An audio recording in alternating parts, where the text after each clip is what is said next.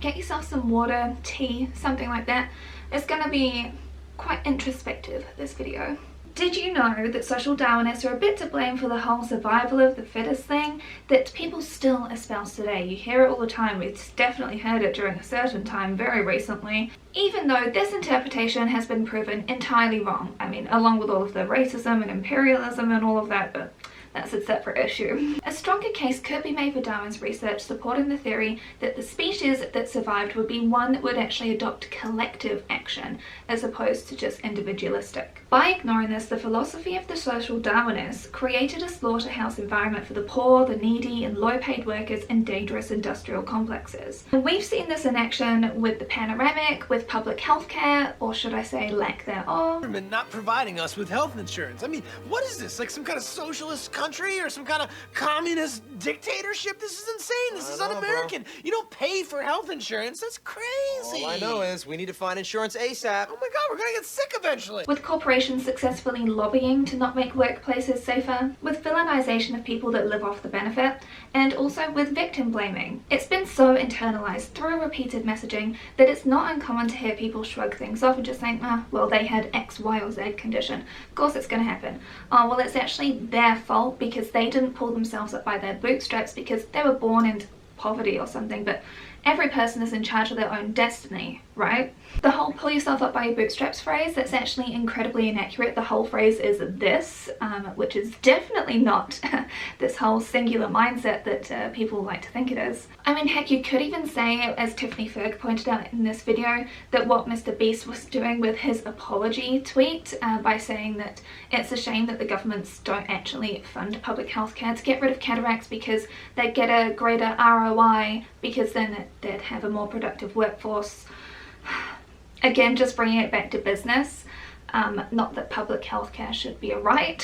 It's an incredibly ableist view to say that someone that's living with XYZ condition can't have a full life. Like, the way that things seem to be assessed today is it's the individual that gets blamed and shamed, and it's the individual who gets praised as an individual as opposed to seeing things as a collective part of a whole as opposed to a holistic view of things. And I personally blame a bit of hyper-individualism with that. Is it any wonder that hyper-individualism has seemed to be on the rise, at least in terms of perception, and the loss of community is such a struggle for people because of the way that things are framed these days, because of how things are interacting with each other. This video is a very Western and internet-y kind of view, you would say, because I cannot speak to all experiences in life. I have only lived my experience, and I don't really want to go treading on other people's experiences and saying, this is how it is in China, because I don't know. It's why I link to people to watch instead, because I can't speak to something that they've been through. If you live in a country that's outside of the Western world, or heck, even if you do, I'd still love to hear your thoughts on this once you get to the end of the video, so then one, you've got like the whole picture to then comment. And two, because I think it's really valuable that we all share our experiences, because how else are you meant to learn from each other unless people do that? And plus, I'm a really unique case because I was born and raised, not in West Philadelphia, but in the UK, and then I moved over here to Aotearoa, New Zealand when I was 15 years old. So it's kind of like almost half my life in both locations, so where I didn't feel like I belonged in either, and still don't most of the time. So my view and my experience is going to be very different to everyone else's. I am too smart. I am too smart. S-M-R-T. I mean S-M-A-R-R-T. What even is hyper-individuality? A tendency for people to act in a highly individual way without regard to society, according to Wiktionary. Gosh, I love made up words sometimes. From the Psychology of the Changing World in 2016, it represents a shift from a cooperative mutual support system to a money and market-based goods and services provider system. This means that people stop relying on others and start relying on economic stability as a support system. Now, hyper-individuality is great for businesses, right? Because everybody has to own everything. There's not really a communal sharing space for things. Like, if you need garden tools, for example. Do you have a tool sharing shed in your neighborhood? If that is the case, is it a gated neighborhood? Because we definitely don't have that here. I have not come across that unless you pay to work at an allotment, in which case then you can work with the tools that are there. There's not really so much in the way of community-based, easy access resources for people, except for things like libraries, I guess, and in which case you still need to get a card for that, and in which case they're still kicking out people that without homes. Heck, do you even know your neighbours? We don't really. The only times that we've really met them is on 2 animal rescue missions, and I guess also for Halloween, because I give out candy, because I'm that person. I get dressed up and I do the whole thing because I want everyone to have a good time. But other than that, don't really know my neighbours at all. And I think that most people can relate to that too. We were brought up with stranger danger, okay? I had a horrific experience as a child where I opened the door and there was a very scary man there, so it's not a good thing. But back in the day, everyone knew who they lived near, right? Nobody put a lock on the door ever. You knew all of the things going on around you, not just in your street, but everywhere else. Of course that was the way, right? It was just like a Disney movie, right? I said in a very leading way. Is it all a romantic haze? Do we actually have a more romantic look on the past than what was accurately there? Because, you know, we've been told stories by boomers that have said things like, back in my day, bread cost this much, our interest rates were really high, and we had to scrounge and save to be able to afford a house, but I was able to do it, so why can't anybody else? And I knew all of my neighbours. What do you want about we need to lock the doors? What do you want about there's dangerous things everywhere? Even though they're the ones that raised us to be afraid of everyone, but like, never mind that. But were those towns and villages actually these wonderful community spaces back then in the Western world? Because do you remember mental institutions? Do you remember that being homosexual was considered to be a mental disorder and actually criminalized until very recently? Do you remember how people were expected to fall under one religion? Need I remind you about the persecution of women, in particular framing them as witches? And rampant racism that was everywhere as well. Not to mention, good luck if you got divorced even. Community in a historical sense is more to do with hegemony than anything else. Think like the world that Fox News wants to create. I like to watch women doing little domestic chores. It's awful, isn't it? Community harmony can't really be achieved without conformity, which means sacrificing individual freedoms, and I'm going to clarify what I mean by that in just a second. Individualism has enabled people to express their authentic selves more freely, without persecution, without getting dragged away to a mental asylum, which actually isn't all that old of a thing to do. So I will also link this article down below that I've gotten a lot of this information from, because they referenced a whole bunch of other papers, books, studies, everything in this, and it doesn't take too long to read, but it's really fantastic. The issues that we're actually worried about, at least in my opinion, are more akin to the issues around selfishness, communication breakdown, inequity, and bullying. We feel like we've lost harmony because there's this false vision of the past where everything was that much more harmonious, when that wasn't really the case to begin with. I mean, sure, you'd be friends with all of your neighbours if you were all from similar backgrounds, similar ethnicities, similar everything basically, including your salary range and everything. I mean, it's not like I'd be living next door to a CEO, because there's no way in hell any CEO would step foot into this part of town. Thanks to technological developments, it means that we're actually able to see and hear experiences from all over the world, from all walks of life now. So it's actually expanded people's world's view. So this hegemony, in a way, has kind of been shattered that was previously in place for like generations prior, where it was this potential tight-knit community, because you had to lean on each other because that you all did the same sort of thing, and that it was just this self-serving little circle, but that didn't really expand people's world's views. Whereas now you actually have the ability to do that. But the thing is that this want for hegemonic community still exists in the right and in the left. You can see this fear and othering in action when it comes to American and UK politics in particular. So I really just wanted to shatter this view of community in history in a way, because it isn't really an accurate representation. Sure, I'm sure that your parents have had wonderful little childhoods and they had this wonderful little upbringing, but how diverse were things really? I just want to point out the hegemony here. The thing is that you don't get social justice and actual inclusion from hegemony. You get one view which is accepted by everyone, and kind of like this policing force, which I'll talk about in a moment. Now, what can be developed, which you could argue is being developed, is communities which are actually based on inclusivity, on patience, on working towards common goals. But it means allowing individual freedom and understanding that not everyone has been exposed to the same thing as you. It also means that the space of grace is needed. We've all been taught via algorithms that rage content and reactionary content is the stuff that's going to get you the clicks, that is the clickbait work, that is everything that you need to do, is this very reactionary big blow up, rather than reflection, taking some time and space and actually considering the whole picture first as this knee-jerk reaction. Both left and right do this. Just saying. I am still on that side, but I'm just saying it's like it happens everywhere, okay? This is in my opinion anyway, but hyper-individualism is a much more reactionary stance to things, how it affects you as an individual person as opposed to seeing it from other perspectives in a wider context, you know? Where if people don't think exactly like you, they're shunned, where infighting is common, in particular in leftist circles, because people didn't word something perfectly, or they're not doing enough, not being representative enough, or not entering every single caveat here, there and everywhere in order to be able to please like people's want for people to be completely unproblematic and not allow humanness in any way. It's almost like you have to script everything out, and I'm talking to someone that scripted this too. I really want to point you in the direction of FD Signifier's video. I'm not going to spoil it because he actually didn't want that. Like, he had a pinned comment saying to not spoil it.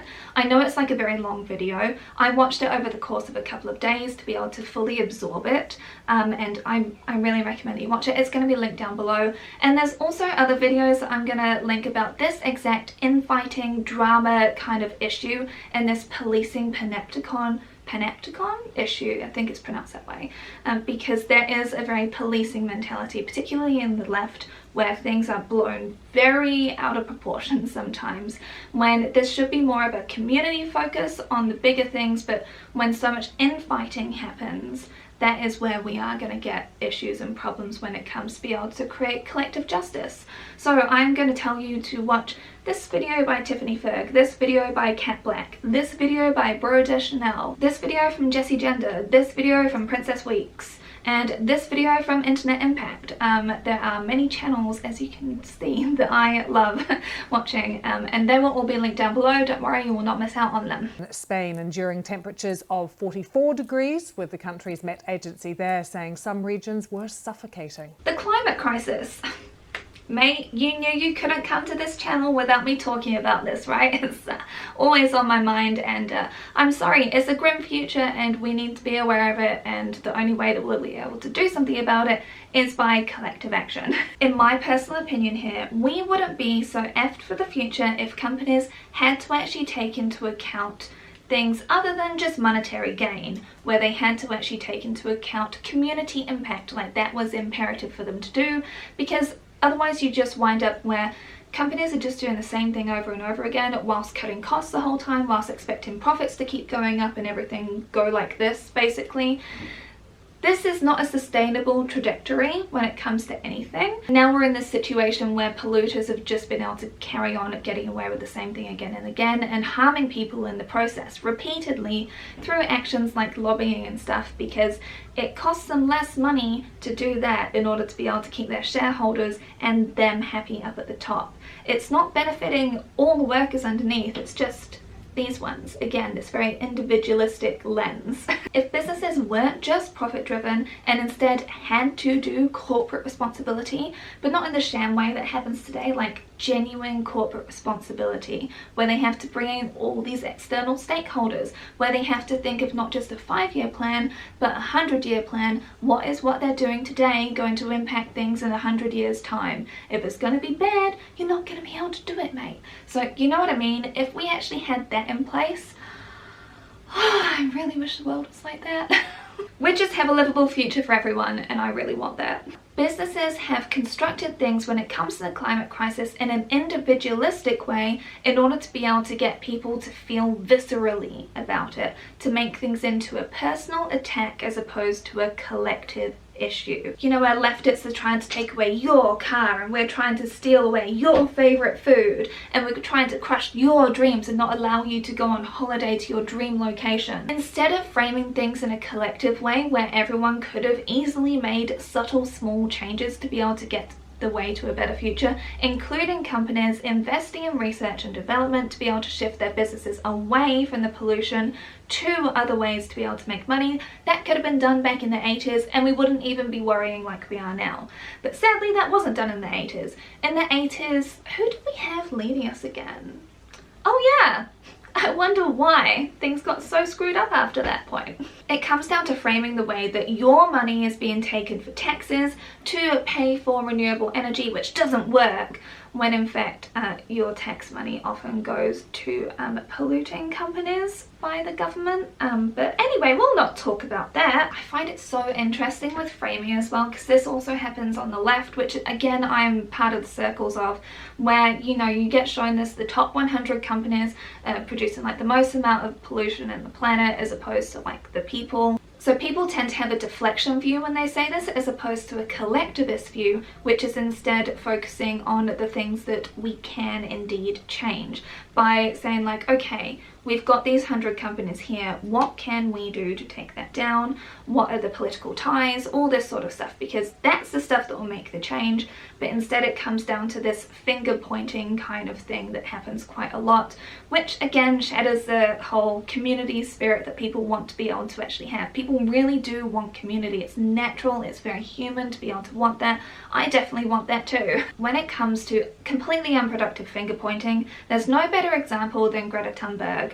This child that has been trying to do an awful lot for many years in their life, and then they get people yelling at them so much because they were traveling to go and do these speeches, to talk to people, to do all of this stuff. Instead they had to go onto a small dangerous boat, and it took a really long time to get everywhere on this boat as well, when considering the fact that time is like a finite resource when we're on about this climate crisis and how little amount of time that we actually have to make action. Instead people were constantly pointing out the problematic things that they were doing by the fact that, oh, you wear clothes, you're a terrible person, you are traveling, that makes you a terrible person, all this stuff, as opposed to like looking at the collective good that was actually happening. The call was coming from inside the house as well. It wasn't just boomers on the right that were pointing this out, there were leftists that were pointing this out too, and saying how disappointed they were in this literal child that's trying to use their influence to do something good. So when I'm saying like ridiculous finger pointing, they're not the person that should be getting attacked. Like, I understand the whole accountability thing. Again, I'm gonna point you in FD Signifier's video, but some things that become an outrage aren't actually an outrage, and it's actually harming progress because it makes people afraid to actually do something, to put themselves out there, because there is such a risk of public shaming and attack that it makes people incredibly scared to do something. When it comes to the climate crisis in particular, what worries me hugely is how countries will react to climate refugees. Like, we're already seeing what I think to be a very clear example of what's going to happen with the UK, with how they're treating refugees. People are fleeing countries to try and find something better. They wouldn't be getting in the boat unless that was a better situation than what they were leaving. Genuinely, like this terrifying little dingy little boat. So in my opinion, that is the thing that worries me the most, when we could actually be focusing on like I said, holistic collectivist view, where we have these countries that all gather for these COP27s and everything. They could, instead of just trying to say, here you go, poor countries that we're flooding and causing all of this terrible stuff for, here's a bit of money for you for this relief, when those countries are going to be like underwater or unlivable, acidification, eutrophication, all sorts of issues there. Instead of saying like, okay, we've seen all of the future predictions and 1.5 is guaranteed, 2.5 really is too, let's be real. Instead of saying like, these are the spaces which are going to be unlivable, we need to get to work now on finding good spaces for people to actually go to be able to thrive and have a full life and be, I don't know if you want to use the word integrated, but you know, actually welcomed into countries where people will be able to live. Because living here in Aotearoa, we're actually going to be pretty okay, except for like some areas which got hit, in particular when it comes to the cyclone. I don't know if you're aware of the cyclone, it's literally just passed. It's weird to see sun in the sky right now. Aotearoa is actually going to fare pretty well when it comes to the climate crisis, and what I worry about is us shutting our borders as well, because the thing is, right, we could actually use the land that we have in a much better way, change our primary industries, change a lot of the ways of working to be able to build the houses now, because we already have a housing shortage as it is, but there could be houses built now. There could be all sorts of stuff done now. Industries could focus and diversify now here in order for people to be able to come here, because that's what I want to happen. I want countries that get flooded, that have all of this horrible stuff happen, to be able to come here, because the thing is, right, when you've got resources in a few spaces, you've got Russia that's going to be okay, you've got some parts of Canada, you've got some areas around the place, but there's going to be so much of the world that is screwed. And I'm like, why aren't we focusing on trying to build these places now for people to be able to thrive and for movement to happen now, as opposed to everyone trying to get on the last lifeboat at the last second?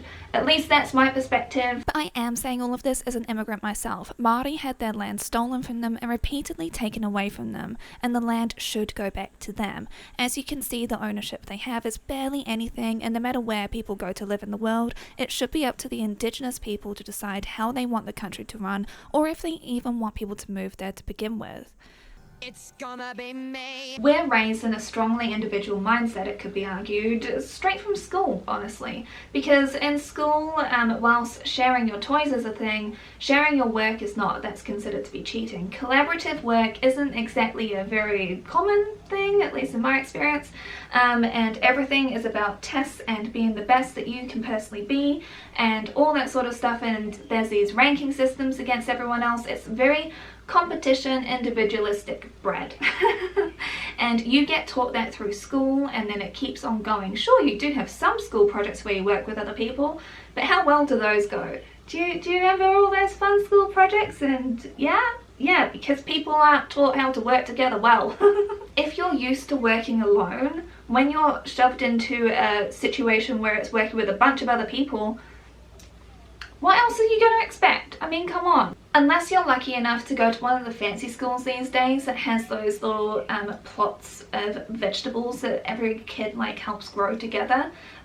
Things are very much individual based from school, and then you take the entire education where it gets even worse and more competitive, especially if you go into science or something. Just ask any scientist about their H-index and if they feel good or bad about it. When it comes to work, we're taught that it's impolite to talk about salaries, we're taught that it's impolite to talk about unions, we're taught that it's impolite to discuss all sorts of things in a work setting, when actually that just benefits the individualistic mindset of business to begin with, when all that stuff is actually about collectivism. That's all like the union building everything, kind of power to the people kind of work. But you're taught that that's really rude to bring that up. You should never bring up someone's salary. You should never do this cross compare, and it's like, the only reason for that is to be able to keep the salaries low.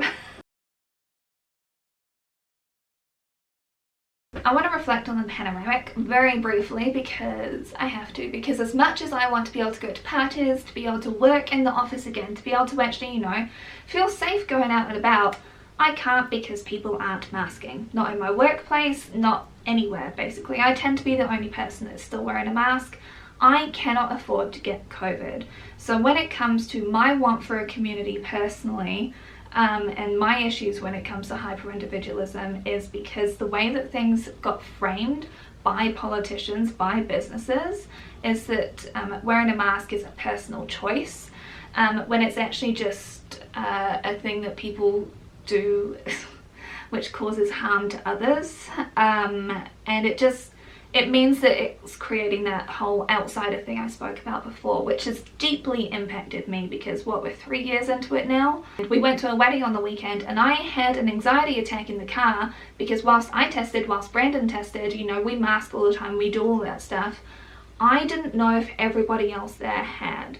And so I was terrified of, like, when I say genuinely terrified, I mean genuinely terrified, because you don't know if you can trust those people around you. And so that is a huge shattering of this sense of community, because when there's no trust there, that's a huge challenge. I don't know if you're still dealing with this. I'm sure that I'm still in the minority when it comes to wearing a mask, but I have to do it. And it's limited my life hugely because I can't go places, because unless everybody's masking, it means that I'm incredibly vulnerable. And I've also got a nephew who's got CF, and it's like, I just want people to be able to enjoy their lives. And you could do that. Living with COVID isn't living like tough luck if someone passes away from it. Oh, tough luck if they get hospitalized. Tough luck if they can't work anymore. Tough luck if their lungs are ruined forever and their brain is shrunk heaps. It's that selfishness that has been taught again from media outlets and from people that have been given platforms for some reason, from politicians again. Here in Aotearoa even, if you get Rona right now, you have to pay for everything yourself. So all the care, everything. The only instance where you don't have to pay is if you get hospitalized. So that is if you are on like brink of death stuff. And that's the only way that you don't have to pay. Otherwise you have to pay for everything. In this apparently socialist country, at least from what people around the world seem to think it is, even though it's definitely not, like people can't afford to go to the doctor at the best of times, let alone if they've got Rona. And then also they can't afford to go to the dentist because the dentist costs heaps of money here. It's the breakdown of community by community resources and care that like affects me the most. You know, it's that taught selfishness that I struggle with the most, honestly. When people are on about individual freedoms, they tend to think about free speech, which has zero consequences. They tend to think about the ability to carry firearms around and stuff, which are literally just used, like, the whole point of it is to kill something. And I'm like, oh, that doesn't feel right. None of that's about embracing individualism. That's just taught selfishness. That's all it is. Why would you think that you need to have a gun unless you couldn't trust those around you? You know, community should be about having that trust. I just really think that we were raised in different ways with a more collectivist view and less of a selfish kind of view, that the world would be very different. At least in the Western world, like I said, that's all I can talk to. I want to finish by summarising a story from 1897, which is scarily fitting even for today. This is by Stephen Crane and it's called The Open Boat, based on the author's personal experience as a journalist on board the Commodore when it sank during the 1897 Cuban Revolution. So he and 3 others actually managed to escape onto a lifeboat, which was no bigger than a bathtub. The sea was treacherous and all of them had to work together to stop the lifeboat from toppling. If someone moved on one side of the boat, another person on the other side had to as well. Like, it was this constant in tandem. You had to be very in sync with everyone around you to save everybody on board. Cooperation was essential and playing to each other's strengths was the only way that people would actually survive. So you had the oiler, Billy, who was very strong, so he was paddling with the oar. That's what the writer was actually doing as well, Stephen. And you had the chef, who wasn't very fit, so they were bailing out the boat because, of course, dealing with like the choppy seas, there was a lot of water coming in, so they were getting rid of the water. And then the captain from the ship, he was actually injured, so he was at the front of the boat and was dealing with this incredible like mental distress from what had just happened, obviously, from feeling that he'd let everybody down, like all of those feelings of guilt. But he let go of his own ego and instead focused on the others and making sure everybody else survived and keeping spirits high and leading the way. Through the collective efforts, they eventually made it to shore, but the oiler, Billy, passed away from exhaustion just before reaching the shore because he exerted himself too much in order to save the others, because they had to lean on him because he was the most muscly out of all of them. At least for me, this also highlights the need for people to be able to protect themselves a bit and for others to not just constantly lean on one person to do everything, and the feeling from this person that they need to self-sacrifice, you know what I mean? Like, yes, collective effort, but you also need to be able to, I don't know, have your own oxygen mask on first as well. At least that's me personally, because I know that people that are involved in the climate action space and a lot of activist spaces, they can get completely burnt out. And I think of them like the oiler Billy, where everybody can lean on that instead of like the collective effort. It reflects almost like a micro example of society where adversity can be faced if everybody works together. And also, wow, look at that, the captain was injured, couldn't row, couldn't bail, couldn't do any of that stuff, but they didn't just chuck him out of the boat in order to be able to get somewhere faster. No, they used his wisdom and expertise instead.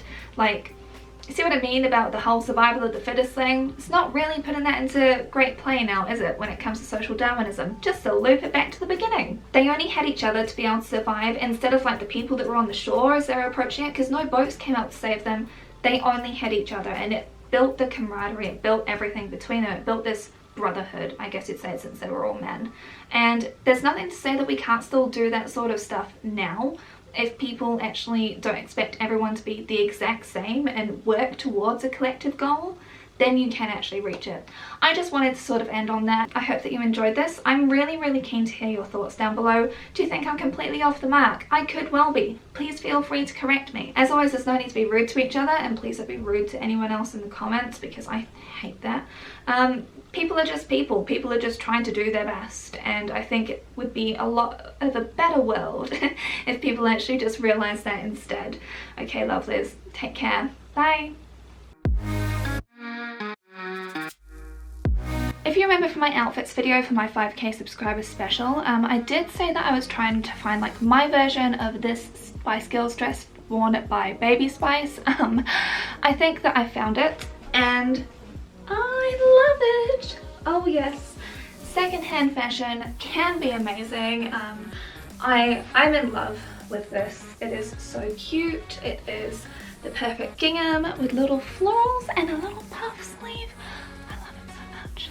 So yeah, I wanted to end this on a high note. So here is my Spice Girls baby doll kind of dress, aka Emma Bunton style, aka I still have not left the 90s when it comes to stuff that I want in my wardrobe. So there we go. Now that this is done, I order you to have a good day. Do something restorative, do something which takes care of you, and also maybe others.